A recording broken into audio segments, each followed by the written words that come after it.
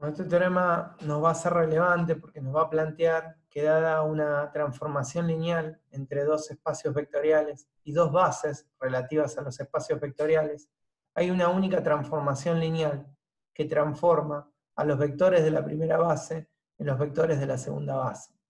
Es decir, que si yo quiero determinar, por ejemplo, una transformación lineal que vaya de R3 a R3, y yo tengo una base del primer espacio vectorial, de este espacio vectorial, formada por un vector U1, U2 y U3, y acá voy a tener una base en R3 del segundo espacio vectorial, B1, B2 y B3, y yo quiero una transformación lineal que al vector U1 le asigne el vector B1, al vector U2 le asigne el vector B2 y al vector U3 le asigne el vector B3. Bueno, esa transformación lineal, lo primero que me dice este teorema es que existe. Y lo segundo que me dice este teorema es que es única. ¿Está? Eso es de lo que habla el teorema de la existencia y de la unicidad de las transformaciones lineales. Entonces, vamos a ver la hipótesis. Me da dos espacios vectoriales de dimensión finita, B y W, y me da dos bases, una base B larga y una base A, donde la base B larga de vectores B1, B2, B3 es una base del el espacio vectorial B corta, y la base A, formada por los vectores W1, W2, Wn, es una base del espacio vectorial W. Fíjense que en este caso las bases tienen los mismos subíndices, pero no es requisito, ¿sí? Acá tenemos n vectores y acá también, pero en realidad van a ver que no es requisito. Bueno, existe una única transformación lineal, me dice tal que t de b sub i es w sub i. Es decir, el transformado de b sub 1, el transformado de b sub 1 es w sub 1, el transformado de b sub 2 es w sub 2, etc. Para todo i desde 1 hasta n. Entonces tomo dos espacios vectoriales, tomo sus bases, ¿sí? Tomo las bases, la base de B y la base de W, B está contenido en B, B conjunto de vectores está contenido en B. ¿Qué significa esto? Que los vectores B1, B2, B3, Bn están en B, que esto tenía que ver con la verificación que yo les comentaba al principio de la clase sobre la pregunta que había hecho la compañera. Si es base, tienen que ser LI, tienen que estar en el espacio vectorial. Y los vectores W, ¿sí?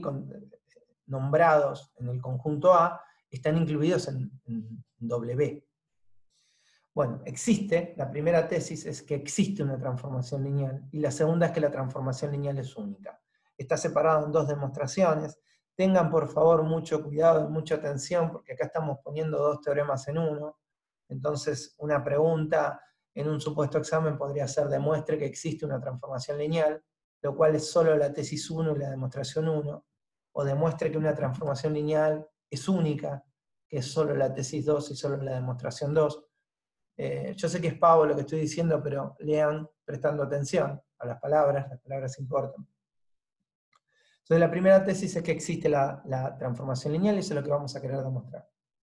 Tomamos la base B, que es la base del espacio de partida.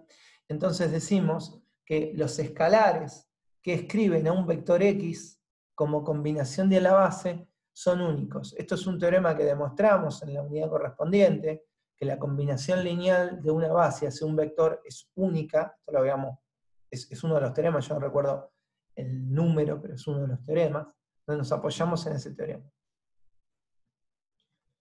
Bien, esta es la combinación lineal, X pertenece al espacio vectorial B corta, por eso se puede expresar como combinación lineal de su base, y los escalares son únicos. Entonces yo le puedo aplicar la transformación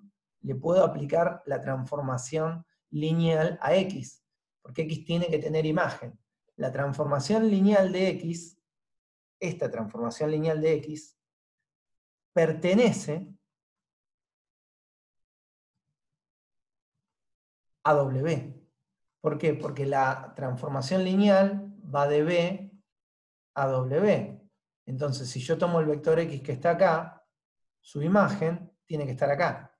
Es decir, que la imagen pertenece a W. Bueno, ya está entonces. ¿Por qué? Porque esta transformación lineal se aplica a esta combinación lineal. Entonces, aplicado y distribuido, acá faltaría un renglón, me parece, para que esto sea más claro. Aplicada la transformación lineal al vector X, ¿cómo me quedaría el transformado de X? Me quedaría alfa 1 por el transformado de B sub 1, más alfa 2 por el transformado de B sub 2, más, etc. Ahora, así como ocurre que X, que el transformado de X está en W, el transformado de B1 también está en W, porque B1 está acá, porque pertenece a la base. Y ese vector W, ese vector imagen del transformado de B1, tranquilamente lo puedo llamar W1. Entonces, la transformación lineal existe. Existe una forma, esto lo podemos enunciar de otra manera, por si no estoy siendo claro. El transformado de un vector, ¿sí?, se puede expresar como combinación lineal de vectores que están en W. ¿Sí? Dado que X se puede expresar como combinación lineal de los vectores B, se puede expresar su transformado como combinación lineal de los transformados de B1, de B2, de Bn. Y bueno, esos transformados están en W. Quiere decir que hay una transformación lineal. Bueno, esa transformación, por lo menos que por ahora está, tenemos que ver que sea lineal. Si tenemos que probar que esta transformación es lineal. Entonces, para eso hay que testearle los dos axiomas. Tomo dos vectores que estén en B, el vector A y el vector B, que pertenezcan a B, los expreso como combinación lineal de los vectores de la base, que son los vectores B. Fíjense que lo que hago es llamar diferente a los escalares, beta y gamma, ¿sí? Y analizo dónde va a parar alfa más beta. Bueno, alfa más beta es la suma del renglón de arriba con el renglón de abajo. Bueno, no voy a escribir todo a lo largo, pero fíjense que si nosotros sumamos esta componente con esta componente, le podemos sacar factor común o vector común B1, que me queda acá afuera, y me queda beta 1 más gamma 1. Ahí. Cuando sume esta componente con esta componente, voy a sacar vector común B2, que me queda acá afuera, y me va a quedar beta 2 más gamma 2, que es esto que está acá, etcétera, hasta n. Me queda esta transformación que está acá. Ahora, ¿cuál es el transformado de esto? Bueno, todos estos escalares de los paréntesis salen de la transformación, y el transformado de B1 es W1, el transformado de B2 es W2, el transformado de Bn es Wn. Quiere decir que el transformado de alfa más beta se puede expresar precisamente como combinación lineal de los transformados de los vectores B. Por lo tanto, se cumple con el primer axioma. Se cumple que yo tomo un vector que tiene esta forma, tomo un vector que tiene esta forma, y su transformado tiene esta forma. Tomo otro vector que tiene esta forma y su transformado tiene esta forma. Entonces la pregunta es, ¿la suma de estos dos vectores, su transformado tiene también esta forma? Bueno, sí. Es combinación lineal de los vectores W. Bueno, ahora, lo mismo, ¿sí?, se cumple el axioma acá, ¿sí?, está hecho la distributiva de los vectores W y separado, pero bueno, es básicamente lo que acabo de decir. Se verifica el primer axioma. Ahora me interesa el segundo axioma. Entonces sumamos un escalar y lo multiplicamos por el vector A. El escalar por el vector A, hacemos la distributiva, me queda todo esto que está acá, le aplicamos la transformación a esto, todos los escalares, este producto entre dos escalares, este producto entre dos escalares, este producto entre dos escalares, va a salir de la transformación lineal, y el transformado de B1 es W1, el transformado de B2 es W2, el transformado de Bn es Wn. Bueno, basta ahora sacar el escalar que habíamos agregado de factor común adelante, y lo que me queda acá es el transformado de A. Entonces he probado que se verifica también el segundo axioma. Entonces yo definí una transformación lineal, que es expresar al transformado como combinación lineal de los transformados de la base, y probé que es lineal. Quiere decir que la transformación lineal existe y está probada la primera tesis. Me voy a detener acá porque por ahí no fui del todo claro en alguna parte, entonces si alguien quiere hacer alguna pregunta.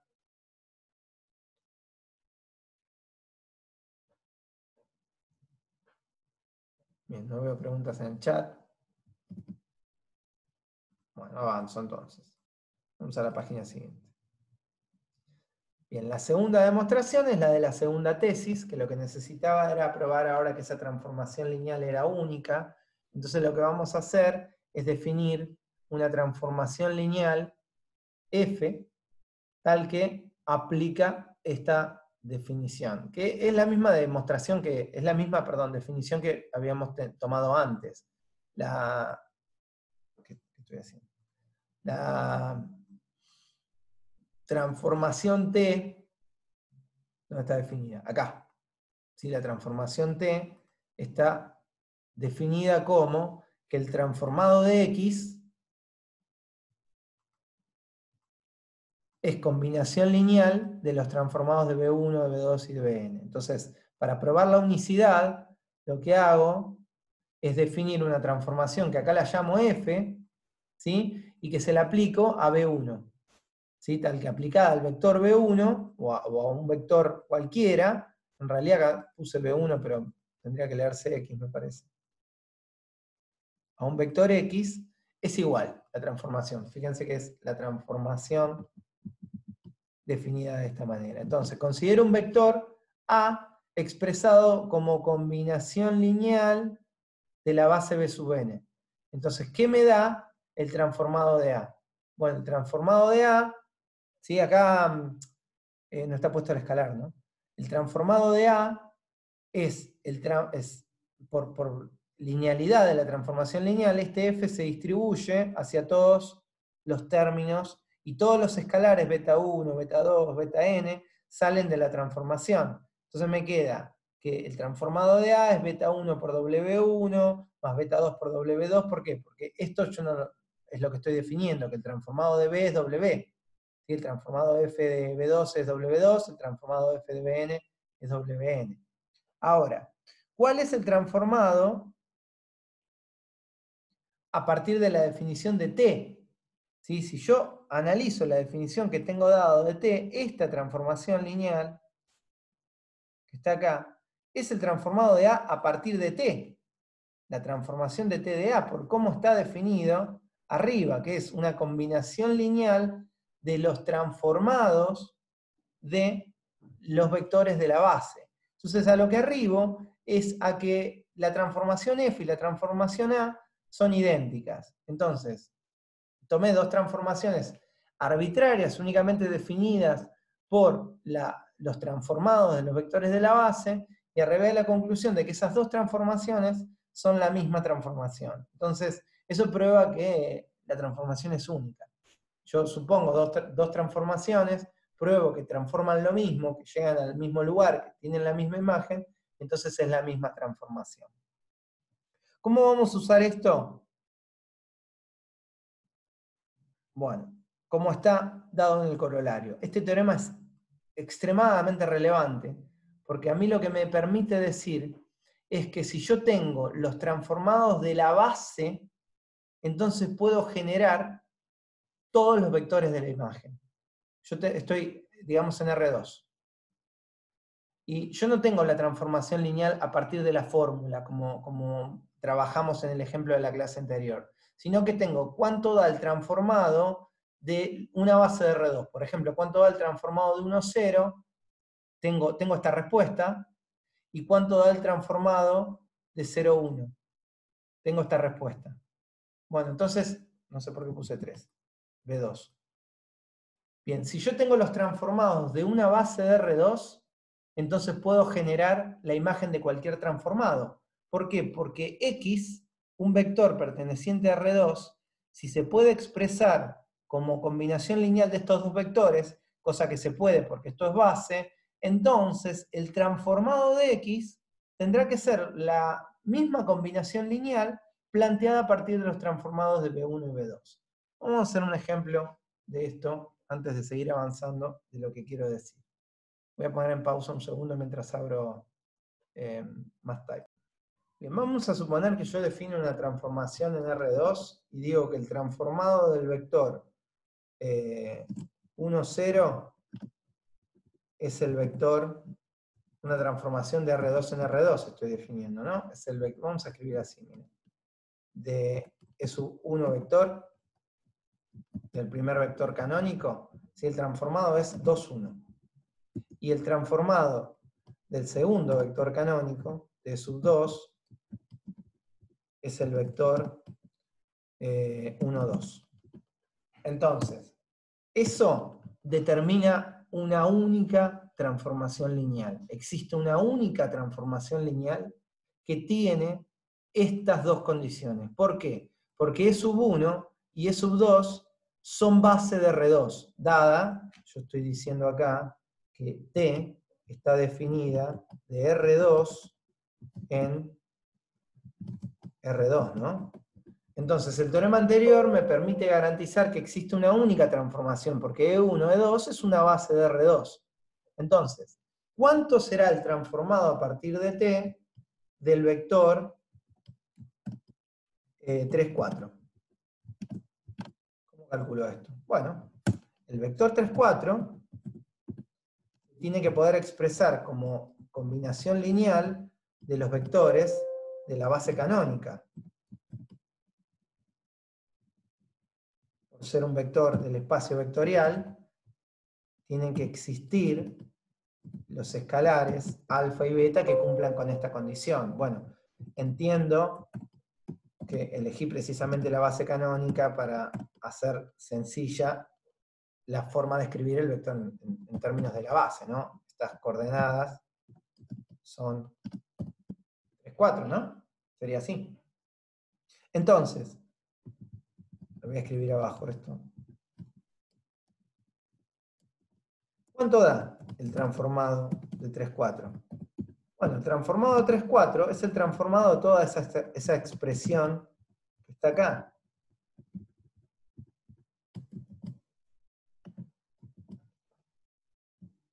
Y eso, por la linealidad de la transformación, es 3 por el transformado del 1, 0, más 4 por el transformado de 0, 1. Y el transformado de 1, 0 es 2, 1. Está acá, definido. Acá hay un producto por un escalar por un vector, más 4 por el transformado de 1, 2, de 0, 1, que es 1, 2. Quiere decir que entonces yo ya puedo contestar cuánto da el transformado de 3, 4. Porque eso es el vector 6 más 4, 10, y 3 más 8, 11. Y así como definí, o como pude obtener el transformado del vector 3, 4, podría obtener el transformado del vector que a mí se me antoje. Por ejemplo, ¿cuánto da el transformado de un vector genérico? ¿Cuánto da el transformado del vector xy? Bueno, ¿cuáles son las coordenadas de xy en términos de la base canónica? Bueno, xy es, evidentemente, alfa es x y beta es y. Entiendo que eso es fácil de ver, ¿no? Si interpretamos bien la unidad de coordenadas de un vector en términos de una base, nos damos cuenta de eso. Pero por las dudas, si no, lo escribimos. El vector xy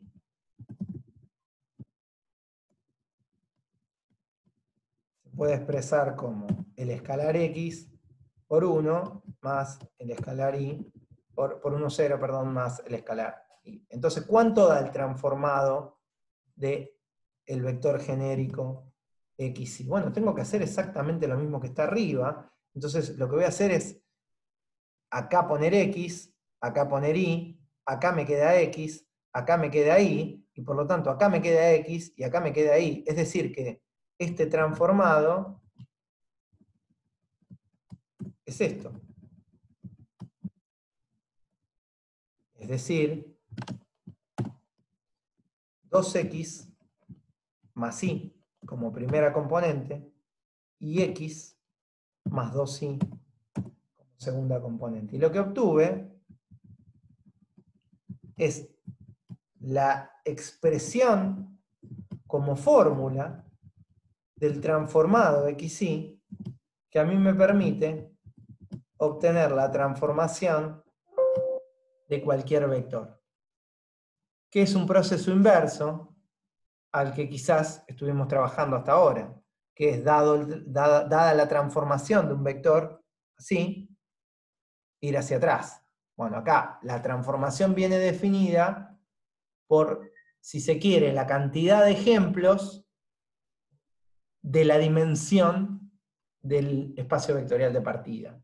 Porque si hubiese trabajado en R3 acá, si el espacio de partida hubiese sido R3, no me hubiesen alcanzado estos dos ejemplos o estos dos casos para poder determinar la transformación lineal única y existente. ¿Por qué? Porque R3 necesitaría 3 vectores en su base. Entonces necesitaría el transformado de 3 vectores. Necesito el transformado de una base para poder determinar la transformación lineal en general. Bueno, lo que sigue es algo que ya conocemos, que ya definimos y que incluso ya lo ejercitamos, que es, esto lo dejo marcado porque como les dije es importante, que es el núcleo de una transformación y la imagen de una transformación. Nosotros el concepto de núcleo lo vimos para una matriz, núcleo de una matriz.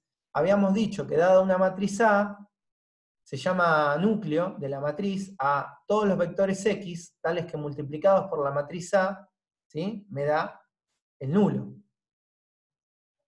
Así habíamos definido lo que habíamos llamado los subespacios fundamentales de una matriz. Bueno, ahora la definición es para transformación lineal, pero es básicamente la misma. Dada una transformación lineal, se llama núcleo de la transformación lineal al conjunto de todos los vectores que pertenecen a B, tales que tienen por imagen a el nulo de W. Recién había hablado de una propiedad que decía que en una transformación lineal, si yo tomo el vector nulo del espacio vectorial de partida, su imagen es el vector nulo del espacio vectorial de llegada. Entonces, eso garantiza que en ninguna transformación lineal el núcleo es un conjunto vacío, porque siempre está como mínimo el vector nulo. Pero podría llegar a ocurrir que hubiese otro vector acá, tal que su imagen fuese también el vector nulo. Y voy a poner un ejemplo de esto porque ya lo vimos en la primera clase, que es cuando hablamos de algunas transformaciones lineales usuales, hablamos de la transformación nula, tal que todos los vectores de B, tienen por imagen el vector nulo de W. ¿Qué pasa? Todo B, absolutamente todo B, va a parar al vector nulo de W. Este vector tiene por imagen a W, este vector tiene por imagen al nulo de W, este tiene por imagen al nulo de W. Entonces, volviendo a la definición que estábamos pensando, ¿quién sería el núcleo? Bueno, todos los vectores, porque todos los vectores van a parar al vector nulo de W. Bueno, ese es el concepto de núcleo. ¿Está? Aquellos vectores del dominio, entre comillas dominio, cuya imagen, entre comillas imagen, es el vector nulo de W. Y la imagen de la transformación la podemos asociar directamente con el concepto de imagen de una función. Yo tengo el vector B, el espacio vectorial B, el espacio vectorial W, y no hay ninguna obligación de que la transformación lineal use a todos los vectores de W. Podría usar quizás solamente esta parte de los vectores de W. El ejemplo que les acabo de dar, de la transformación nula, al único vector que usa de W es al nulo. Entonces todos los vectores, el resto de los vectores que están en W, están, entre comillas, sin ser usados, es decir, no son imagen de nadie. Bueno, este conjunto de vectores de W, tales que son imagen de algún vector de B, conforman el conjunto imagen de la transformación. Núcleo de la transformación, imagen de la transformación. Bueno, dos teoremas que se pueden apoyar tranquilamente en lo que ya vimos, dicen que tanto el núcleo como la imagen son subespacios vectoriales. El núcleo es subespacio vectorial de B y la imagen es subespacio vectorial de W. Son demostraciones muy, muy sencillas que se las dejo para ustedes, porque en realidad si se dan maña se pueden apoyar en los teoremas anteriores, y si no, simplemente es testearle las condiciones de el teorema que habíamos llamado condición necesaria y suficiente de subespacio, así que son muy, muy sencillas y ya a esta altura habrán hecho unos cuantos, así que no lo voy a hacer el teorema 33, les queda pendiente para ustedes. Rango y nulidad también es algo que habíamos definido nosotros y tienen que ver con las dimensiones de los subespacios que habíamos hablado recién. Se llama nulidad de una transformación lineal a la dimensión del núcleo. Dado que es transformación lineal, tiene dimensión. Esa dimensión se llama nulidad, se suele escribir con la letra griega nu, que es esta especie de B que está acá, nu de t, la nulidad es la dimensión del núcleo. Y el rango es la dimensión de la imagen. La imagen es también transformación lineal, se suele abreviar como ρ de t, ¿sí? Está la letra griega ρ. Ρ de t es la dimensión del subespacio vectorial de W, que es la imagen. ¿Cómo estamos de tiempo? Estamos bastante bien. Bueno, teorema 34 es un teorema muy, muy relevante, muy, muy importante. La imagen de un conjunto linealmente dependiente es linealmente dependiente, ¿sí? Si yo tomo un conjunto linealmente dependiente de B, yo estoy en B, agarro un conjunto acá, este conjunto es LD, lo transformo, el resultado es LD en W. Yo tomo una transformación lineal de R2 a R3, y si yo tomo un conjunto de vectores LD acá, su imagen es LD acá. ¿Sí? Eso es lo que dice este teorema. Entonces, tomamos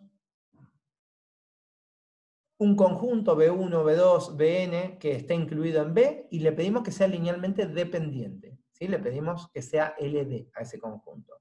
Y la tesis es probar que los transformados, el transformado de B1, de B2, de Bn, es LD en W. Ojo, porque estamos cambiando de espacio vectorial. Bien, ¿qué significa que el conjunto formado por los vectores B sea LD? Significa que si yo planteo una combinación lineal y le igualo al vector nulo, esta combinación lineal es tal que existe al menos uno de estos alfas que es diferente de cero.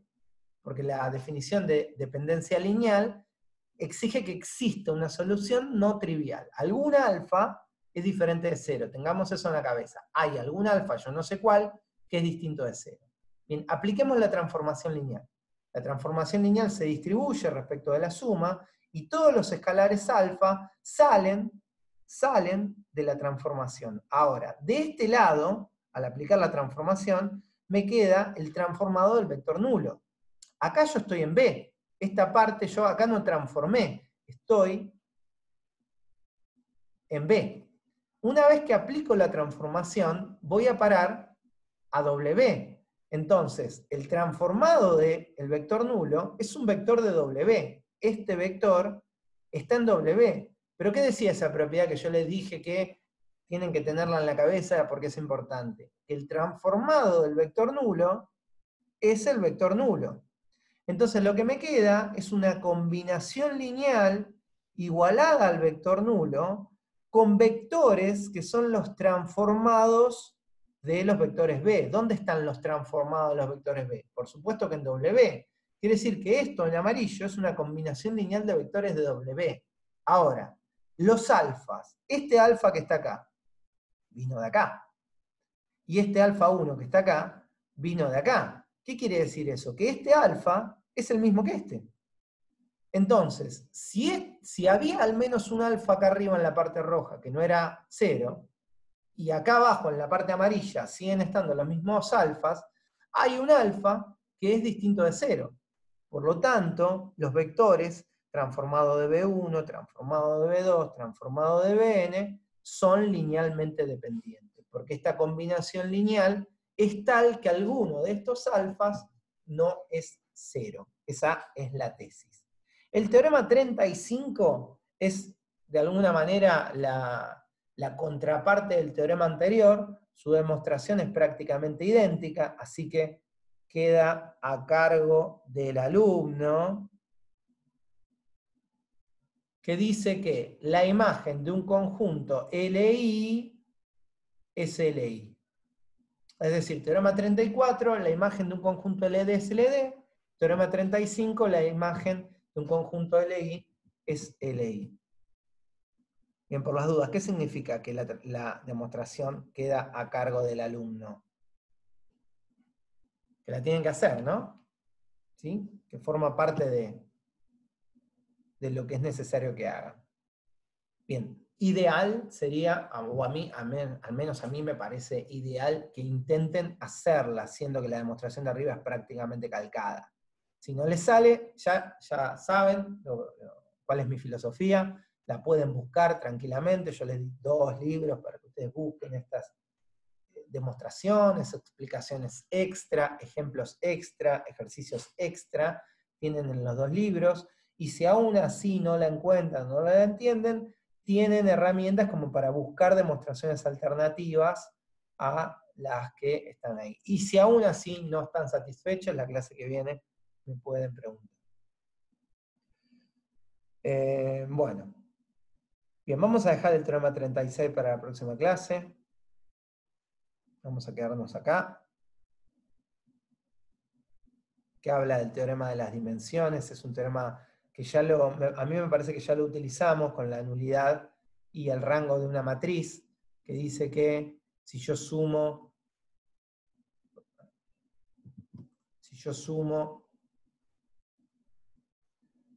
estos dos, me tiene que dar la dimensión de B. También eso me parece que ya lo habíamos hablado para las matrices. Lo único que hacemos es extenderlo para las transformaciones lineales, así que lo vamos a dejar pendiente para la próxima clase. Y vamos a mirar el trabajo práctico. La clase pasada no les había dejado nada pendiente, así que ahora sí vamos a agregar algunas cuestiones. Acá el ejercicio 1 me da una serie de transformaciones lineales, me da 9 transformaciones lineales, no me pide probar que sean lineales, ¿sí? No es requisito en estos ejercicios. Lo único que me pide es determinar núcleo, imagen, rango y nulidad. ¿Está bien? Determinar núcleo e imagen implica determinar rango y nulidad, ¿no? Porque recordemos su definición. Y fíjense cómo están definidas las transformaciones lineales. Están definidas a partir de su cálculo, ¿no? Su fórmula. No están definidas a partir de 2 ejemplos como se los mostré recién, porque esta es en realidad la forma usual de definir una transformación. El ejercicio que yo hice, o el ejemplo que yo les di, es básicamente un ejercicio. Conocidas 2 imágenes, hallar la expresión de la transformación lineal. Entonces acá fíjense que, por ejemplo, si yo quiero averiguar cuánto da el transformado del vector 1, 2, bueno, su definición, o si quieren lo expresamos como columna, como está ahí, el transformado del vector 1, 2 es el vector 1, 0, ¿no? Entonces, bueno, hay que determinar, por ejemplo, cuál es el núcleo. ¿Sí? ¿Cuál es el núcleo de esta transformación? ¿Cuáles son los vectores que si yo pongo acá, me da como resultado el 0, 0? Procesenlo, piénsenlo, háganlo, ya hicieron ejercicio de trabajar con subespacios vectoriales, así que de alguna manera tendría que salir. Y el segundo es hallar la imagen de la transformación lineal. Es decir, me da R2, fíjense que esta transformación va de R2 en R2. ¿Me da todo R2 o me da parte de R2? Y si me da parte de R2, me tiene que dar un subespacio vectorial, porque hay un teorema que dice que la imagen es subespacio vectorial de R2. Bueno, ¿qué es subespacio vectorial? ¿Cómo determinan cuál es el subespacio vectorial de imagen? Bueno, con una base. ¿Cómo determinan cuál es el subespacio vectorial del núcleo? Bueno, con una base del núcleo. Entonces, para cada uno de estos ejercicios, tienen que hallar una base del núcleo y una base de su imagen, para cada uno de los ejercicios que están planteados acá. Bueno, y vamos a quedarnos ahí, vamos a quedarnos con el punto 1 para la próxima clase. ¿Sí? La clase pasada me habían dicho que no habían tenido tiempo de terminar el trabajo anterior, así que les sumo solamente el punto 1. Se está por terminar la reunión, así que antes que se corte salimos y volvemos a entrar.